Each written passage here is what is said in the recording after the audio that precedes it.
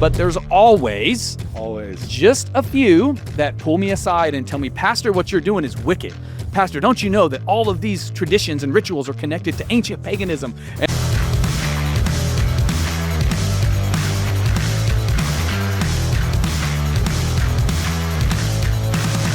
Well, hello, everyone, and welcome back to the Under God Podcast. My name is Stephen Martin. I am once again joined by Pastor Nathan Brown. Thank you so much for being here. Love it, man. And I'm actually very excited to jump into this episode because This is going to be fun. oh my gosh, because as a pastor, well, we're in our 11th Easter as a church since we started back in 2014. And every single year we do an Easter egg hunt, right? Every single year. And I remember even from the very first year, man, thousands of people come out. They end up connecting with the church, other believers. So many people have gotten saved, taking steps in the church. But there's always just a few that pull me aside and tell me, Pastor, what you're doing is wicked.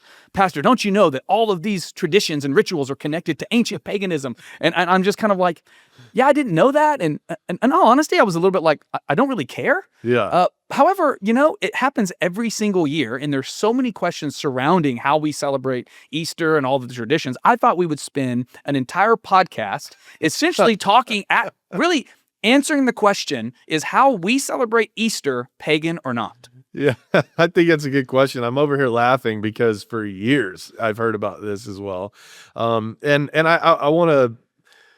I love to make fun of things, and primarily myself, so I make fun of me, but there's so many people that get so wrapped up in this, and I know some of them are well-intended. Like, they really, like, it matters to them to get it right, and we're kind of like those kind of people. Yeah. Like, it does matter to get stuff right, but you got to get it right if you want to get it right. And so what happens is people read a meme on Facebook or Instagram, and now they think they're a pagan historian from covering 2 centuries, and they want to come and challenge, like, this is, and we've talked about this before. It's always good to ask questions instead of make accusations, especially if you want to come talk to your pastor about stuff you think he's doing wrong. Maybe like ask a question, seek to learn, instead of just telling, you're going to send people to hell. These eggs and these Easter bunnies are so pagan. It's crazy. I don't know.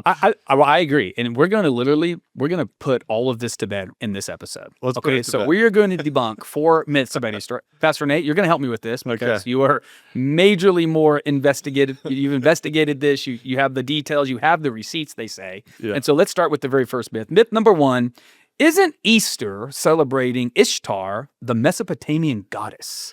This is what people say, and you'll find, again, memes and posts where people are like, see, this word means this word, and I got to tell you, after investing too much time, can I just be honest with you? I'm glad it was your time and not my time. I've wasted some of the time of the people who tithe to this church trying to chase down the origins of all of this. And I have to tell you, after going to the depths of the depths of the depths and consulting with historians and theologians and people who are experts on all of this stuff, it all boils down to a false correlation of bad etymology. What's etymology? The origin of a word. Just because Easter sounds a little like Ishtar, people are like, oh, that must have been where they got it from. But the name Easter, actually, if you want to know where it comes from an Old English word. I'm going to see if I can say this correctly. Eostre, which was the name of a spring month in the Old English calendar. And so, Easter in our calendar does happen in the spring. In the spring. It happens in the spring. There's literally nothing that you could tie Ishtar to Easter in any historical records, anywhere, anytime. Now, you could tie it if you're looking for memes and things that people created in the last 10 years. And if that's where you want to get your history from, probably shouldn't. By all means, but you probably shouldn't. So over time, this month on the Old English calendar, Eostre got tied with Pashka, which is rooted in the Passover, which is when Pesach. Help me, you know this better than me. Pesach. All right. Rooted in the Passover, and this is where we would come up with the name that we would celebrate the resurrection of Jesus. Jesus died during the time of Passover, so there begins to get this sort of conflation around Passover. Of course, he is the Passover lamb. We're preaching about that on Friday night and talking about all this stuff. But basically, we celebrate the Passover, celebrate the resurrection in this time that eventually became known as Easter. And it's just a language. It's just evolving etymology. There's nothing sinister about it. There's nothing nefarious about it. There's definitely nothing pagan about it. Language evolves, but the meaning of it never has. So what you're saying is reject. So the issue with this is it's completely rejected, but it's literally a pronunciation problem. It's like two words sound the same, and so we just decided they are the same. It's just like they are the same. Wow. Okay. Yeah. Well, that's debunked. Let's go on to the next myth. It's like saying that my name Nathan and Natalie are like somehow I got my name from Natalie. Like it just that's how That doesn't ridiculous make it would, any it would be. It makes no sense. Oh, Yeah. Well, myth number 2. Let's jump in. And I've heard this one several times because we do an Easter egg hunt every They're single so much year. fun. Yes, 125,000 eggs at my location this year, and I'm super excited In about fact, the that. day that we're releasing this episode Yes. is extravaganza. Yes, and all of our team, I'll be honest with, like a lot of our staff, been with us from the beginning. They would love this to be true because then they wouldn't have to deal with the Easter eggs every single year. Can I just tell you, we are so sick of Easter eggs after Easter. I mean, they're like everywhere. If you think they all got found, they're not. They're hiding It's a good thing it's everywhere. only once a We year. don't want to deal with it but once a year. But here's the myth. The myth is Easter eggs are pagan fertility symbols. I mean, that's what I think of when I think of fertility. I think of an egg. I guess maybe. Maybe, yeah. Walk us through this myth. I mean, first of all, eggs could be a sign of fertility. They could also, by the way, be a sign of new beginning. So it is true that Easter eggs have an origin in the celebration of Easter, but they actually dyed the eggs red to represent the blood of Christ. And then inside of it, they would boil the eggs, dye them red, and then on Resurrection Sunday, they'd crack them open and eat that egg that's like it's symbolism of new life. This is where the symbolism comes from Christian So tradition. it's actually Christian. It's actually Christian tradition. Now what they would do, they would actually forbid eating them during Lent and in early Christian history. I'm talking about like first 2 centuries. They would decide, okay, Why? because they wanted to set them aside for the celebration on Easter Sunday to crack them open. So they literally just didn't want the youth group to come in and eat them all before they had some on Easter. Is that what you're telling me? Listen, this is a whole thing. This is crazy. So they would actually stop eating these. A lot of people would fast from eggs. You know, and people still do this. They'll fast from stuff for Lent. My daughter decided to fast from social media for Lent. This is a really good move right there. Yeah. People would fast over Lent. So they decide, we'll fast from eggs over Lent. But of course, there's no refrigerators back then, and the chickens are still laying eggs. So what do to preserve them? They boil them. They hard boil the eggs because they're fasting from them. Then they decide, man, we got all these eggs sitting around. Why don't we decorate these and involve our Easter celebration by decorating these eggs, and then we'll dye some of them red to help us remember the blood of Jesus. And then on Easter, on Resurrection Sunday, we'll crack them open and we'll get life out of the eggs that is Like Jesus preserved. came out of the tomb. The whole That's thing great. is actually about Jesus. The whole thing is about new life. The whole thing is about resurrection. And yeah, even when you crack the egg, it's like cracking open the tomb. This is a very Christian historical tradition. Has nothing to do. Do bunnies procreate a lot? Yes. Did pagans actually later? After this, there are some evidences of pagans using animals to express fertility, but they also did the same thing with other animals. And that came much later. So I just want to set you free today. Well, the Egyptians did it with the frogs. They did it as a frogs. That's a whole nother And story frogs right and there. rabbits. I mean, I'm just, yeah. So again, remember, just because there's correlation doesn't mean there's causation. I mean, this will help you in life, by the way, in a lot of different spheres, but Just because something rhymes doesn't make it the same thing. it rhymes doesn't make the same thing, sounds the same doesn't make the same thing. And with eggs, the truth is this was actually a Christian tradition before we find any historical references. It would be over 500 years after this started happening where some pagans did use eggs to symbolize fertility. But just because they use it doesn't mean we have to stop using it. We had it first. And again, there's no relation. And I'll be honest with you. Can I just say this? Even if they had used it first and we co-opted it, can I just tell you? Who cares? I still wouldn't care. I don't know that I care. Okay, But if you really care, move on. No, that's great. Moving on to the next myth. Okay, and this is the one I get the most flack for because following the Easter egg hunt, every Easter Sunday, families love to take pictures with their kids and the Easter bunny. I have had so many people get so frustrated that we do that, and I'm thinking to myself, like, who doesn't want a picture with the Easter bunny? I mean, it's kind of cute. These are memories for the family. But here's the myth. The myth is that this is completely a pagan thing. And so we've talked about the eggs. Now let's talk about who made the eggs, the bunnies. The pagan hair. The pagan hair. Yeah. The Easter bunny began, this whole idea of an Easter bunny began in 17th century German Lutheran folklore. Like as in Martin Lutheran. Yes, yes. And it was called an Osterhaze, which was the Easter hare. And this was all just part of the celebration. This was part of the celebration. So I don't know if you know this, but it's actually okay to have fun and be reverent at the same time. We know this, right? Yes. Some people don't. Some people is like, God don't think stuff's funny. Kind of I met people, those people. Although Jesus was very funny. Jesus was funny. You should study. There's several good books on comedy and humor in the Bible, and God's actually pretty funny too. I remember, Sarcastic. I'm pretty sure like Elisha, you remember the double mantle guy? Like he's walking along one day and there's this random story that as he's walking, these teenagers are just like making fun of him being bald. And then it's just like he kind of looks at them and he keeps walking, and then a bear comes out and eats the teenagers. And you're just sitting there going, whoa. Like I share that with my kids all the time. I'm like, do not make fun of me. My hair is thinning, but you better watch out how you talk to your elders. It's pretty funny. Like and then nothing else is said about it. It's just like, the bear came out, ate the teenagers. It's like, what is that in there for? It's like, remember, honor your elders. Like, okay. It's a bald man's favorite Bible whoa. story. It's like, whoa. By the way, don't try that. I've tried that and it didn't work. And it was weird. Nothing happened, but it worked for him. But yeah, so the Easter bunny basically became part of the celebration. So they would celebrate around the Easter season like, hey, this is a big deal. Christ has risen from the dead. Let's have some fun with it. And so they would have these Easter bunnies that would kind of participate in the celebration. But different regions would use other animals too. Basically, they're just involving animals in their celebration. And you got to remember, this is still more of an agrarian culture. Everybody's got animals. And so it's like, oh, these are cute. These are new.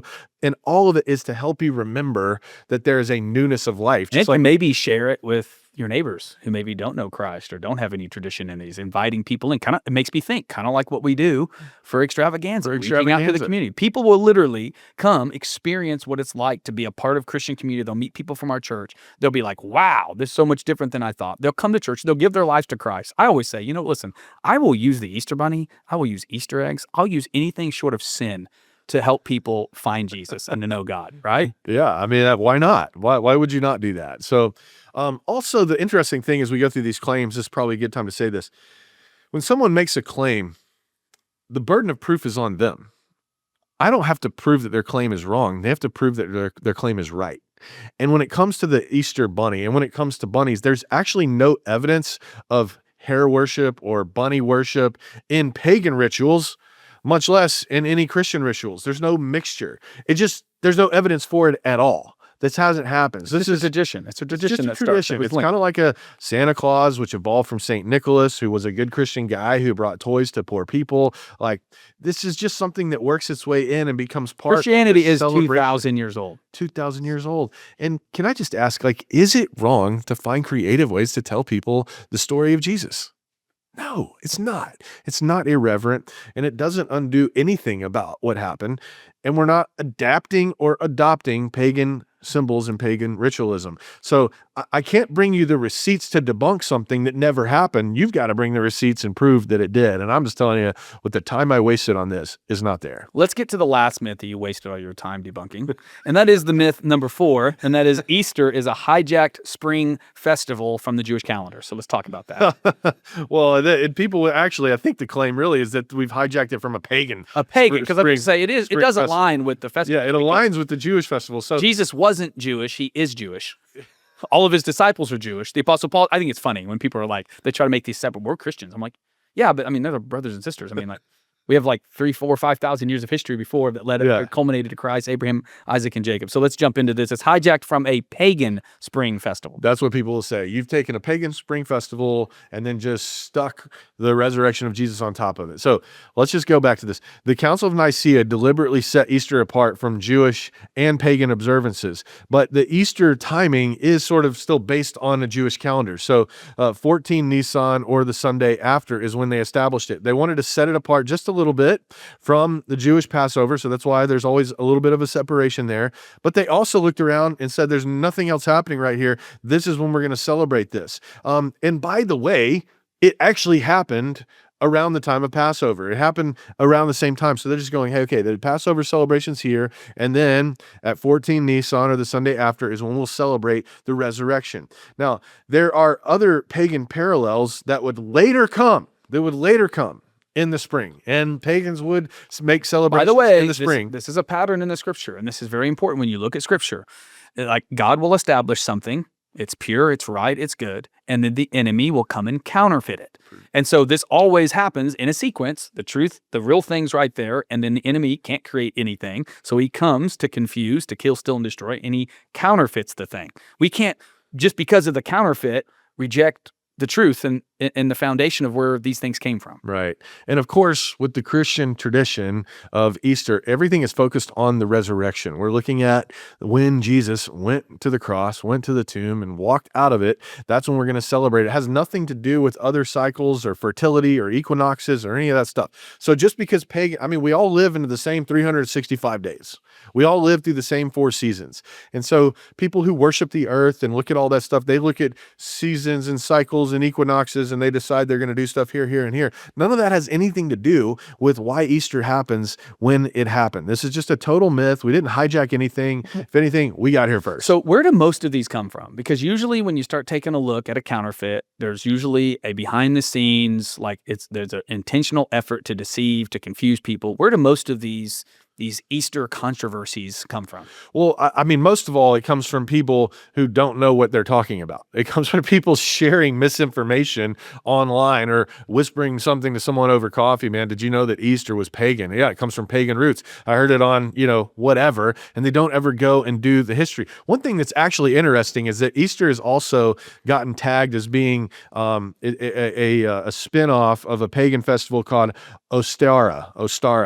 Ostara actually came after and took some of the influences of what Christians were doing in celebrating Easter and the resurrection, and they then started a celebration of fertility, of new beginnings, of spring, and then they attribute it all to Mother Earth and whatever else. You see the direction of influence actually comes the other way, and that's to your point.